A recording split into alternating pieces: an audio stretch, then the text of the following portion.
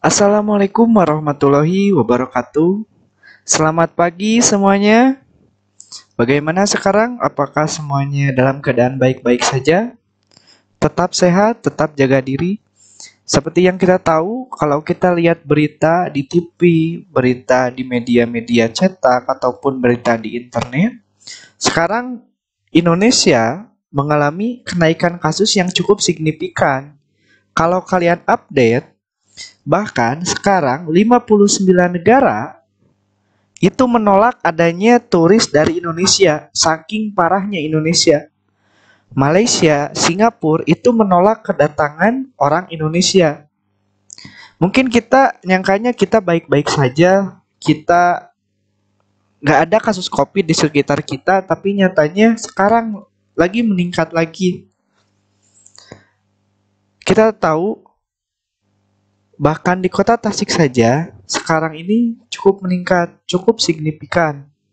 Nah, bahkan Bapak ini baru dapat surat himbauan dari Kementerian Pendidikan dan Kebudayaan tentang pelaksanaan edukasi 3M. Nah, ini harus disampaikan kepada siswa. Ini sebetulnya bukan hal baru, tapi lebih ke mengingatkan gitu tentang protokol kesehatan. 3M itu yang pertama, menggunakan masker dengan benar. Jadi tolong ya, kemanapun kalian pergi, tetap gunakan masker gitu, walaupun dekat. Yang kedua, menjaga jarak, hindari kerumunan. Nah, kalau tidak ada kepentingan, lebih baik di rumah saja. Jangan kemana-mana. Gitu. Yang selanjutnya, yang ketiga, itu mencuci tangan pakai sabun. Tangan ya, yang dicuci bukan bagian anggota lain. Cuci tangan gitu. Nah, mudah-mudahan secepatnya membaik lagi. Jangan sampai kita lanjut PSBB. Karena yang akan rawan itu ke bidang ekonomi. Takutnya makin sulit, ekonomi sulit, masyarakat gak punya uang. Kalau masyarakat gak punya uang, nanti bisa-bisa kekurangan, kelaparan. Jadi mudah-mudahan keadaan cepat membaik dan PSBB tidak dilakukan gitu. Amin. Oke, pada pertemuan kali ini kita masuk ke bab baru nih, bab 3. Nah, kita akan membahas mengenai peran pelaku ekonomi dalam kegiatan ekonomi. Dalam bab 3 ini, kita akan belajar mengenai peran pelaku ekonomi dalam kegiatan ekonomi. Untuk mempermudah materi ini kita bagi dua. Ada pelaku ekonomi dan ada kegiatan ekonomi. Yang akan kita bahas dulu mengenai kegiatan ekonomi. Nah, kegiatan ekonomi ini terbagi menjadi 3, yaitu produksi. Nah, ini gambarnya. Ada distribusi, gambarnya ini. Dan ada konsumsi. Udah tahulah konsumsi itu apa. Nah, ini sub pertama yang akan kita bahas atau pembahasan pertama. Yang kedua, ada pelaku ekonomi. Yang di dalamnya kita akan mendalami tentang pelaku-pelaku ekonomi. Nah, pelaku ekonomi itu ada 4 kalau nggak salah, tapi yang awal kita akan bahas itu ada 3. Ada rumah tangga konsumen, ada pemerintah, dan ada rumah tangga produsen. Terus ada peran pelaku ekonomi. Jadi misalkan rumah tangga konsumsi, perannya itu apa? Gitu kan? Udah pasti dia itu mengkonsumsi barang. Selain itu apa lagi? Nah, yang selanjutnya ada model diagram interaksi antar pelaku ekonomi. Nah, seperti inilah kalau digambarkan. Nah, jadi dalam bab 3 ini kita akan belajar mengenai 6 sub ini. Khusus untuk hari ini, kita akan mendalami tentang produksi sebagai kegiatan ekonomi. Hayo, Bapak sudah menyebutkan beberapa kali tentang pengertian produksi. Ada yang masih ingat tentang pengertian produksi?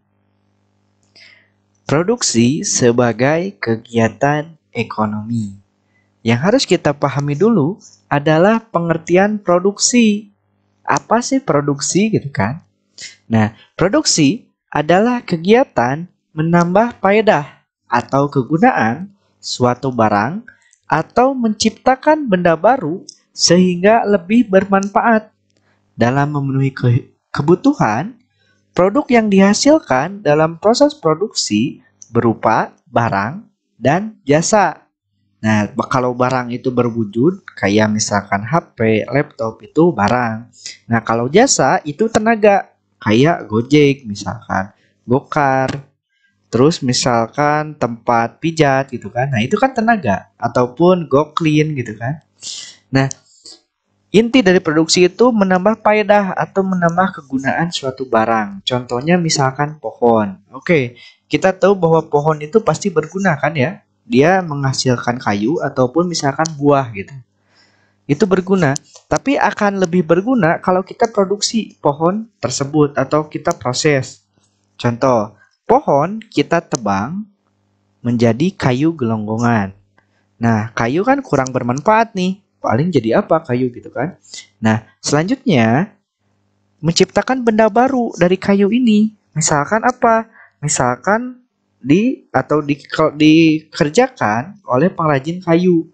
Misalkan di apalah namanya itu, di naon atulah hirap deui Bapak. Intinya jika dikerok lah gitu, dibersihkan jadi halus, udah halus dipotong-potong sesuai pola. Setelah itu sama pengrajin kayu dibuat mebel, dibuat kursi, meja gitu. Kan lebih bermanfaat bagi kehidupan gitu kan.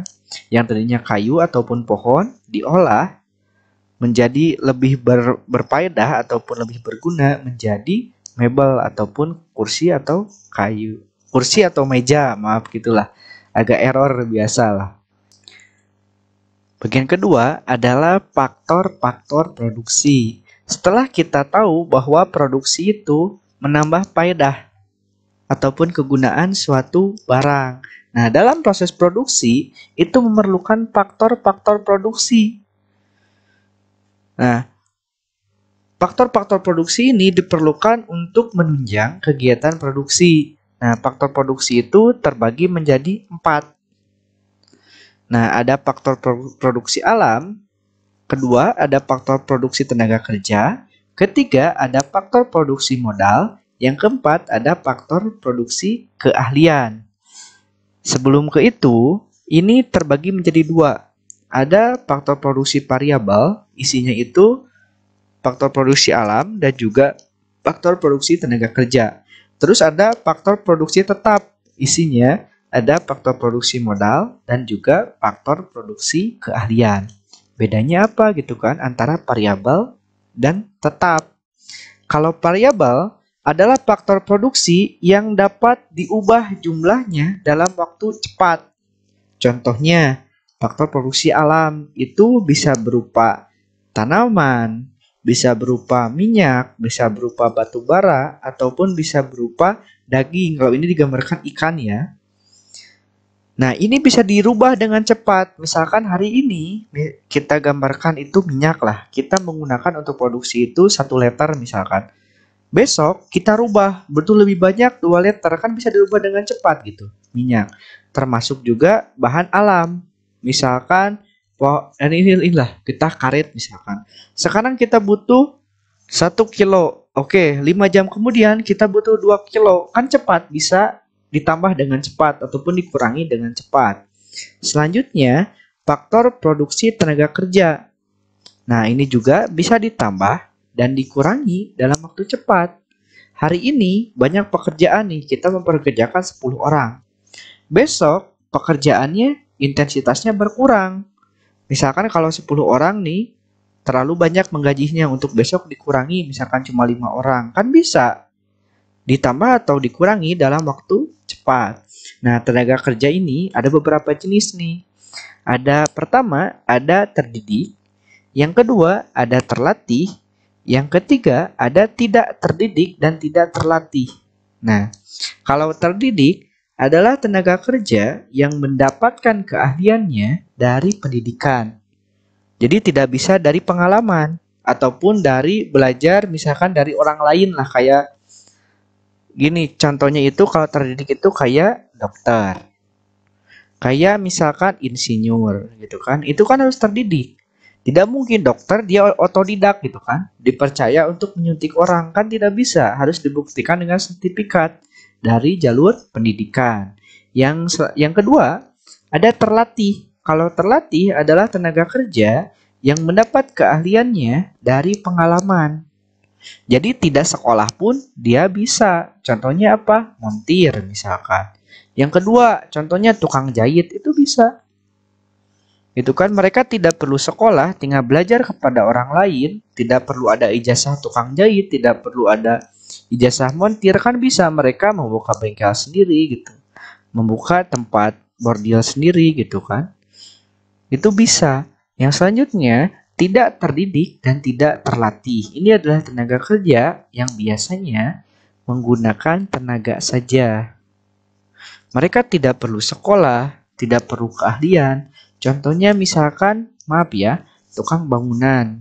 Bukan bagian mandor, tapi bagian yang misalkan ngangkatan gesik. Nah itu contohnya. Jadi mereka tidak perlu sekolah, tidak perlu keahlian belajar pengalaman. Tinggal ngangkat ya bisa langsung bisa. Gitu. Selanjutnya ada faktor produksi tetap. Nah kalau faktor produksi tetap adalah faktor produksi yang tidak dapat diubah jumlahnya dalam waktu cepat. Misalkan sekarang kita perlu 10, besok perlu 20. Nah itu nggak bisa dirubah dalam waktu misalkan 1 hari, 2 hari nggak bisa. Perlu waktu yang lama. Contohnya apa? Ini ada faktor produksi modal berupa gedung misalkan. Kita nggak bisa kan menambah gedung dalam waktu 1 hari gitu. Besok perlu misalkan tambahan 1 gedung lagi. Kan nggak bisa gitu. Perlu waktu cukup lama gitu. Yang ketiga ini. Terus yang keempat, ada faktor produksi keahlian. Itu berupa keterampilan, keahlian, ataupun teknologi gitu. Kalau ini biasanya didapat dari pelatihan ataupun pendidikan. Kalau teknologi dari misalkan upgrade alat yang digunakan gitu. Ini juga memerlukan waktu yang cepat. Gitu. Jadi udah tahu kan bedanya kalau variabel itu bisa dirubah dalam waktu cepat, misalkan 1 hari 2 hari jumlahnya. Kalau tetap itu memerlukan waktu yang lama gitu. Intinya tidak bisa dirubah dalam waktu yang cepat. Teori produksi. Nah, setelah kita dalami tentang pengertian produksi, terus faktor-faktor produksi, nah sekarang kita masuk ke dalam teori produksi. Nah, udah mulai ada rumus-rumus nih. Udah mulai ada hitungan-hitungan. Tapi tenanglah, kalau hitungan ekonomi itu simpel. Insya Allah simpel, nggak terlalu ribet lah. Nah, dalam teori produksi ini, yang pertama ada fungsi produksi jangka pendek. Fungsi produksi menunjukkan hubungan antara input dan output yang dihasilkan oleh kombinasi input. Dalam teori produksi, faktor-faktor produksi disebut input, sedangkan hasil disebut output. Output pada hasil produksi tergantung kepada besarnya input yang digunakan. Nah, ini nih yang digarisbawahi. Output pada hasil produksi tergantung kepada besarnya input yang digunakan. Output itu apa kalau diproduksi? Kalau outputnya itu produknya. Jumlah produk, misalkan banyaknya, sedikitnya itu output jumlah produk. Sedangkan input adalah bahan-bahan yang digunakan dalam produksi. Tidak hanya bahan, tapi semua yang dibutuhkan dalam produksi. Nah, secara matematis, fungsi produksi ditulis sebagai berikut. Ini ada Q sama dengan F dalam kurung C dikali L dikali R dikali T. Nah, Q ini adalah quantity atau kuantitas lah. Ini adalah jumlah produksi yang dihasilkan oleh faktor-faktor produksi. Jadi F itu adalah jumlahnya. Sama dengan F nih. F itu adalah fungsi ataupun simbol persamaan fungsional. Jadi ini cuma simbol lah F itu. Kalau C itu kapital sama dengan modal. Kalau L adalah labor atau tenaga kerja, R adalah bahan baku atau raw material, sedangkan T adalah teknologi. Jadi, hasil output atau Q ini tergantung kepada modal, tenaga kerja, bahan baku, dan juga teknologi. Nah, tergantung kepada besarnya input yang digunakan. Inputnya itu ini C, L, R, T gitu. Nah, kalau ini belum ngitung nih, cuma ada rumusnya aja. Yang kedua, dalam teori produksi, ada fungsi produksi jangka panjang. Nah, setelah tadi jangka pendeknya, sekarang ke jangka panjang.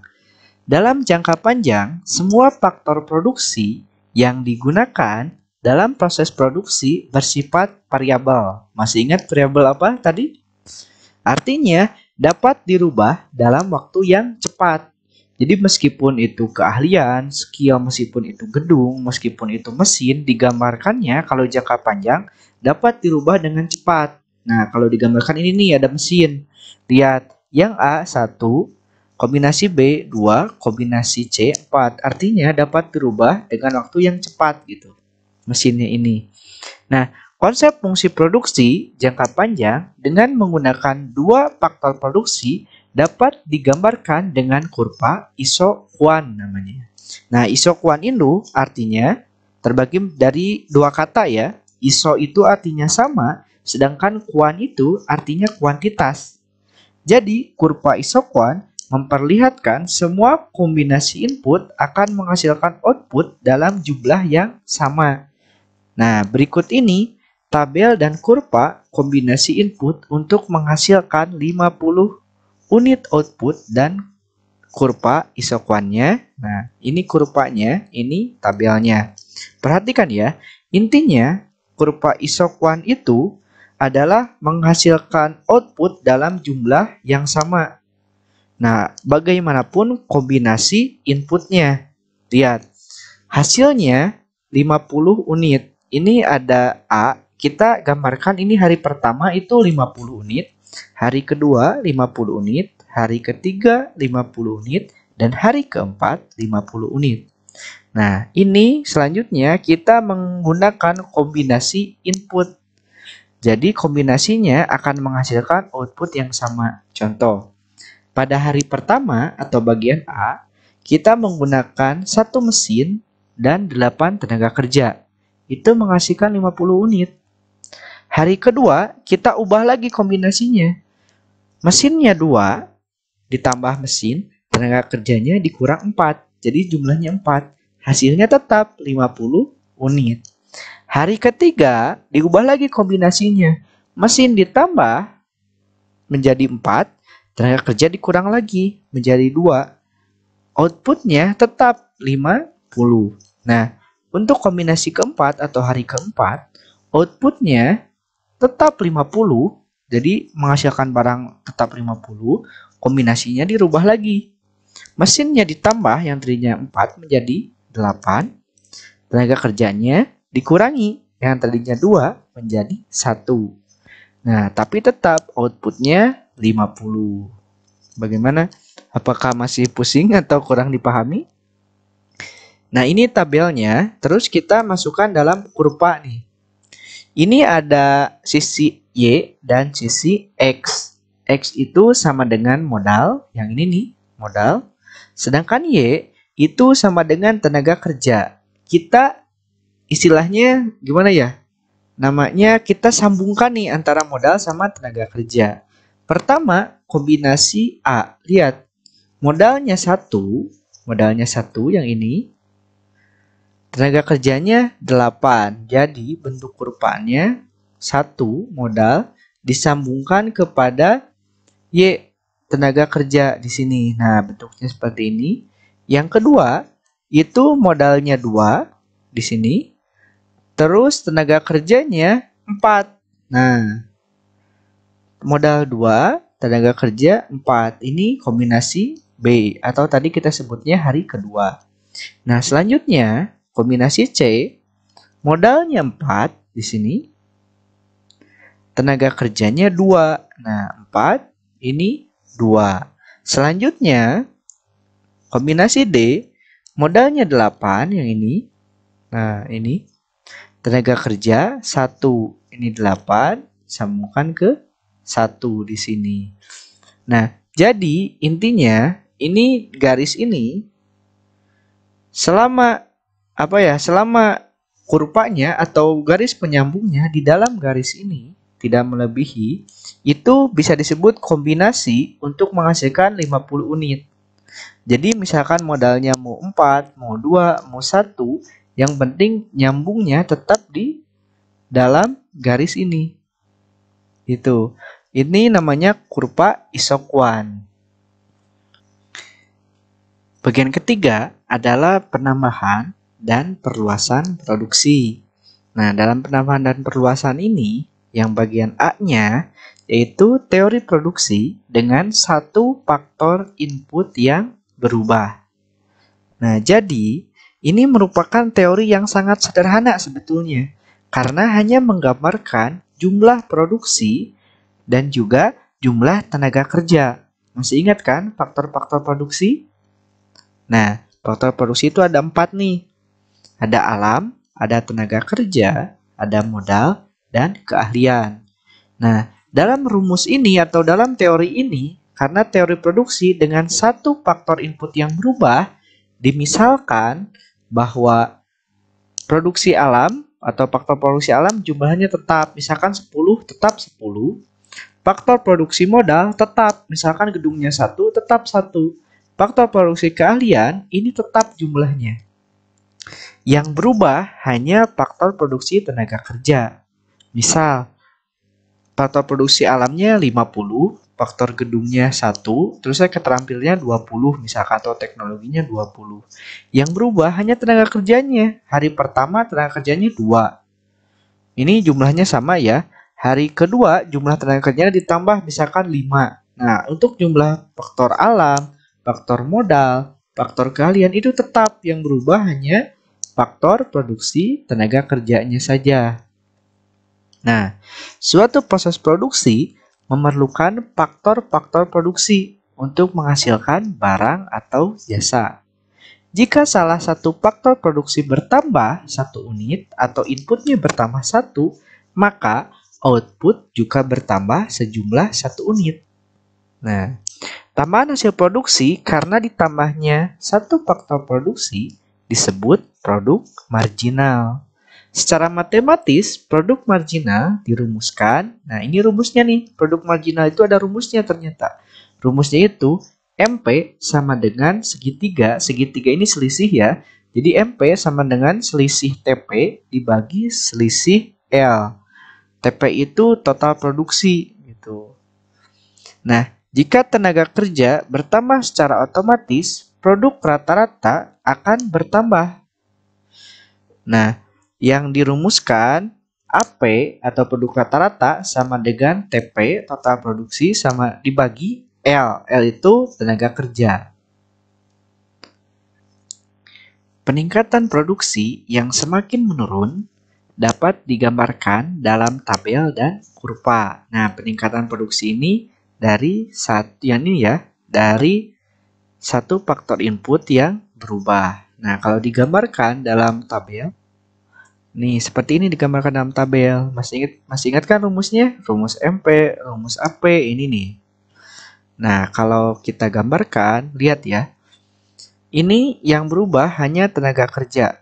Jadi hari pertama 1, hari kedua 2, hari ketiga 3. Sedangkan untuk modal, untuk gedung, untuk keahlian ini tidak digambarkan karena jumlahnya sama.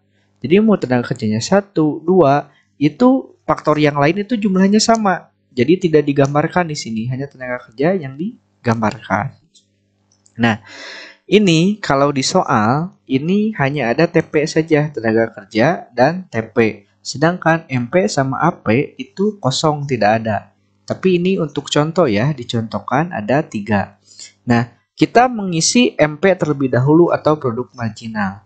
Produk marginal, rumusnya itu MP sama dengan selisih TP dibagi selisih L atau tenaga kerja. Nah, lihat ya, yang pertama, yang ini baris pertama, 31. TP-nya adalah 30. Dibagi 1. Langsung saja jadi 30. Jadi belum ada selisih nih karena yang pertama. Sedangkan yang kedua, atau pas tenaga kerja 2, total produksi kan 80. Nah, kita hitung selisihnya. 30 ke 80 selisihnya berapa? Selisihnya adalah 50. Sedangkan tenaga kerja antara 1 dan 2 selisihnya berapa? 1. Jadi 50 selisih ini 2 dibagi 1. TP-nya 50 dibagi 1 hasilnya 50. Yang kedua, ini selisih yang ketiga maksudnya tenaga kerja ketiga selisih antara 80 sama 162. Nah, berapa selisihnya gitu kan? Selisihnya itu adalah 82. Sedangkan selisih tenaga kerja tetap 1 kan? Jadi 82 dibagi 1 untuk misi yang ini. Hasilnya 82. Nah, kita gambarkan selanjutnya. Pas tenaga kerja 4. Pas 4 ini, lihat selisihnya berapa? Antara 162 dengan 216. Selisihnya adalah 54 antara dua ini. Sedangkan ini kan tetap 1 selisihnya. Jadi 54 dibagi 1. Hasilnya 54. Gitu. Terus saja dikerjakan sampai beres. Nanti dikasih soal mirip-mirip sama ini. Terus AP. Kalau AP rumusnya itu TP dibagi L. Ini lebih sederhana. Dia TP yang ini dibagi L. 30 bagi 1, 30. Terus yang kedua, pas tenaga kerja 2, 80 bagi 2, 40. Terus 162 dibagi 3, hasilnya 54. Selanjutnya, 216 ini dibagi 4, hasilnya 54. Jadi seperti itu, terus saja dikerjakan. Gimana, udah dipahami? Masih sederhana kan hitungnya? Belum ribet? Nah, selanjutnya dari penambahan dan perluasan produksi, bagian B-nya ada hukum produk marginal yang semakin menurun. Atau biasa disebut the law of diminishing return. Return ya, agak sulit kalau bahasa Inggris ya. Tidak bersahabat lidahnya. Oke, jadi hubungan antara produk total, produk marginal, dan juga produk rata-rata dinyatakan dalam hukum produk marginal yang semakin menurun atau bahasa Inggrisnya the law of diminishing return yang dikemukakan oleh David Ricardo. Jadi, menurut hukum ini nih, kan tadi teori produksi dengan satu faktor input yang berubah ya, tenaga kerja 1 ditambah 2 ditambah 3 ditambah 4. Nah, ini dikomentari sama si David Ricardo ini. Jadi, menurut dia, the law of diminishing return itu adalah apabila faktor produksi yang dapat diubah jumlahnya, tadi kan tenaga kerja ya, terus-menerus ditambah sebanyak 1 unit, pada awalnya produk total akan semakin banyak pertambahannya. Tetapi setelah mencapai suatu tingkatan tertentu, produk tambahan akan semakin berkurang dan pada akhirnya mencapai nilai negatif. Nah, amun kita bahasakan kata bahasa kita ya. Jadi kalau misalkan kita terus menambah tenaga kerja, oke, emang bagus hasilnya. Jadi si outputnya atau produknya juga akan terus bertambah gitu kan. Nambah tenaga kerja 1, outputnya bertambah 10. Nambah tenaga kerja 2, outputnya nambah 20. Nambah 3, nambah lagi 30, kayak gitu. Tapi kata David Ricardo, kalau kita terus menambah satu persatu secara terus-menerus, lama-kelamaan bertambahnya akan semakin berkurang. Dan malahan kalau terus ditambah setelah berkurang nih, si outputnya terus ditambah tenaga kerja, lama-kelamaan malah jadi negatif. Jadi pas ditambah ke 4, bukan bertambah lagi outputnya, malah berkurang. Misalkan jadi -10, kayak gitu. Jadi ada dampaknya nih, kata David Ricardo. Nah, oke. Sekarang kita melanjutkan kurva yang tadi ya. Sekarang kan kita udah tahu ya. Tadi teori David Ricardo menyatakan bahwa kalau kita menambah terus tenaga kerja, emang outputnya atau produknya juga ikut bertambah, tapi lama-kelamaan akan menurun bertambahnya, malahan negatif. Nah, kita akan buktikan dengan soal yang tadi. Nah, yang ini nih. Tadi kan cuma diisi sampai 3 sini nih. Terus yang keempat tadi juga diisi, hasilnya MP54, AP54. Nah, Bapak bereskan semuanya. Jadi udah beres nih. Yang kelima, MP-nya selisih antara 216 dan 258, selisihnya adalah 42 yang ini. Sedangkan 258 atau AP-nya dibagi 5, hasilnya 51,6. Terus saja sampai selesai kayak gini. Nah, setelah itu ini kan tabel ya. Kita gambarkan dalam bentuk kurva. Kurvanya ada kurva TP, MP, dan AP. Jadi dimasukkan nih yang tadi 3 ini. Nah, di sini pertama kita membuat satu kurva.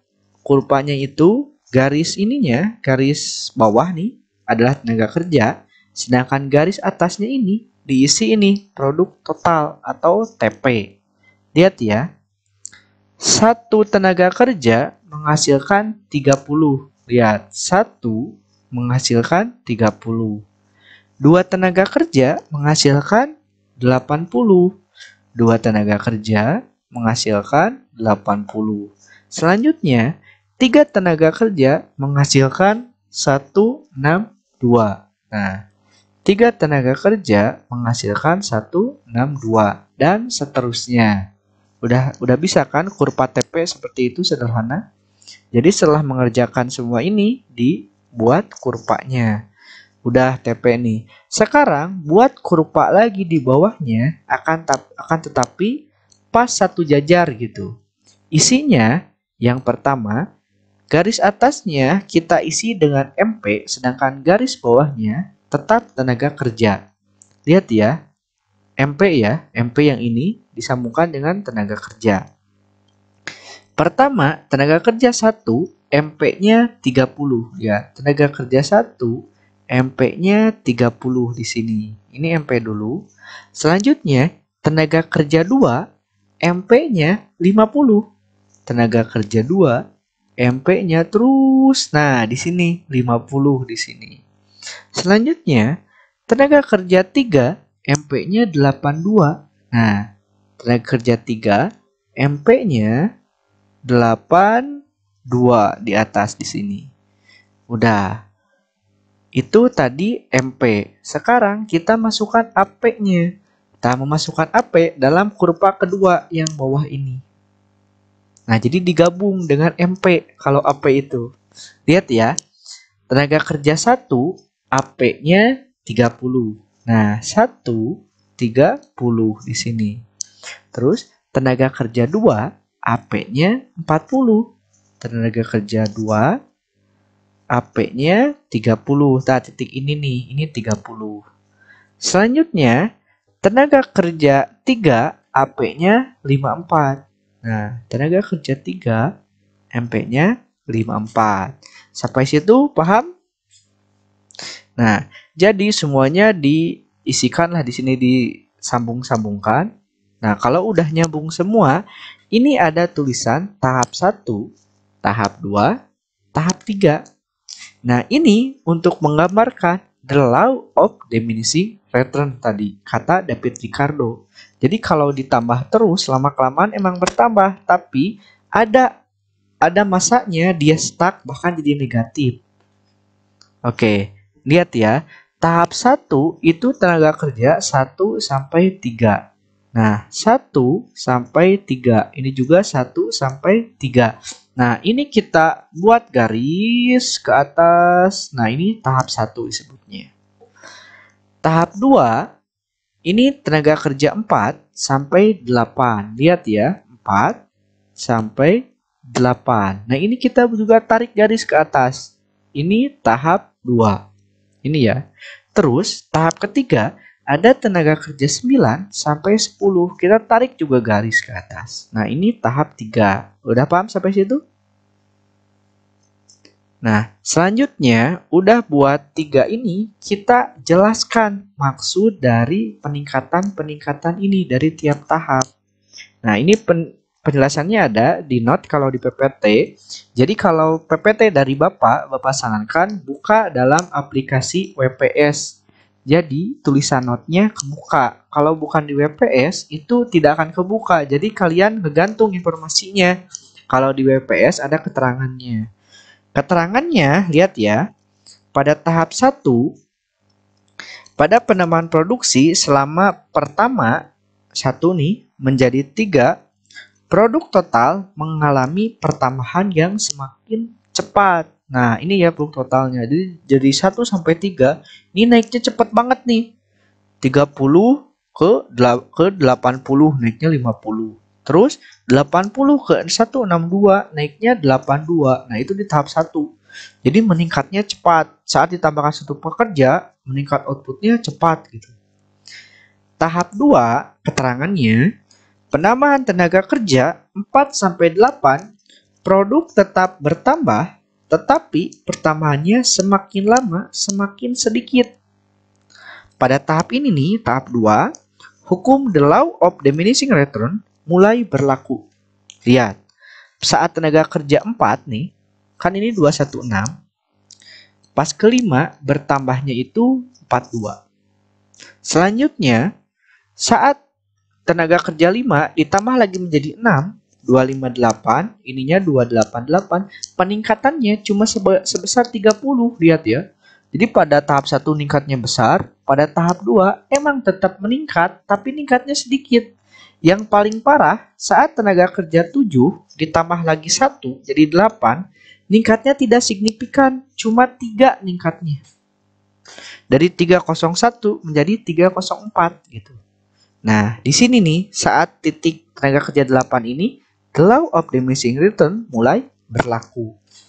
Ini ada di tahap ketiga. Tahap ketiga, keterangannya, tahap ketiga ini, pada tahap ketiga, penambahan tenaga kerja tidak menambah produksi total dan produksi marginal. Malah menjadi negatif. Lihat. Saat ditambah lagi dari 8 ke 10, bukannya bertambah produknya, malah berkurang. Tadinya 304 menjadi 288. Artinya berkurang minus 16. Kalau si bosnya nih, bos perusahaannya nekat mau nambah lagi pekerja dari 9 ditambah lagi 1 jadi 10 misalkan. Ini bukan tambah bagus, malah tambah hancur perusahaannya. Misalkan produknya 288 malah jadi 260 dan minusnya juga atau produk marginalnya semakin bertambah. Jadi minus 28 gitu. Udah terbayang kan? Nah, kalau di kurvanya ini kita mulai kelihatan minus itu di sini nih, di 8. Nih lihat ya. Dari ini MP. MP-nya yang ini. Awalnya meningkat tajam sampai tenaga kerja ketiga. Saat udah ketiga tetap mau ditambah, udah 3 ditambah 1, tambah 1, tambah 1, mulai menurun. Tuh lihat. Nah, mulai terus menurun. Sampai ke tenaga kerja jumlahnya 8. Kalau udah 8, nekat mau ditambah lagi, malah menurun lagi. Terus tambah menurun, malahan sampai negatif. Artinya sampai rugi perusahaan. Kalau sampai ditambah lagi. Dan ini terlihat dalam kurva TP juga, total produksi. Lihat, puncaknya itu saat tenaga kerja ke 8. Saat ditambah lagi ke 9 itu malah menurun. Gitu. Jadi, kurva tersebut menggambarkan produk suatu barang dengan jumlah tenaga kerja yang berubah-ubah. Semakin banyak tenaga kerja yang digunakan, hasilnya semakin banyak pada batas tertentu sampai the law of diminishing return berlaku. Oke, sampai sini dulu untuk pertemuan kali ini. Mudah-mudahan tidak terlalu ribet, cuma menghitung MP dan AP. Tapi jangan lupa juga membuat kurvanya. Dalam membuat kurva ini, Bapak titip menggunakan jidar. Karena kan hitungannya harus pas, menggunakan senti. Kalau tidak, nanti kelihatannya tidak bagus lah gitu. Kalau tidak menggunakan jidar. Nah, untuk latihannya, ada latihan 5 nih. Ini persis kayak tadi soal yang Bapak gambarkan. Nomor 1-nya, lengkapi tabel berikut. Yang ini.